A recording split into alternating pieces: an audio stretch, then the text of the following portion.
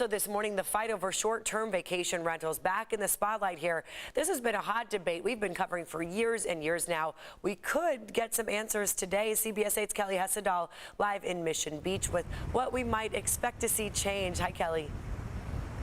Hi, that's right. Well, this is a big deal. The City Council is expected to pass new rules on short-term rentals that could cut the number of them in half. Now, more rentals would be allowed in spots, high tourist spots here like Mission Beach, but overall the numbers are expected to go down significantly. Take a listen. With the last hurdle of today's vote to accept the amendments by the Coastal Commission to the STR ordinance, we will close the chapter on the unregulated market that has vexed our city, our residents, and the good faith hosts who wanted to have a clear set of guidelines to follow.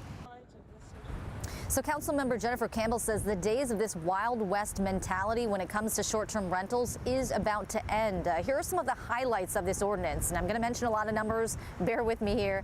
Whole home rentals will be capped at 1%. However, Mission Beach will be allowed a more generous amount at 30%. A lottery system is going to be used to determine which owners get those rental licenses, but there are exceptions. Owners renting out their entire home for less than 20 days a year, or people who are just renting out part of their homes won't have to take part in that lottery system because there is no limit on the number of licenses given out to those folks. This proposal does have the blessing of the Mission Beach Town Council president as well as the PB Planning Group.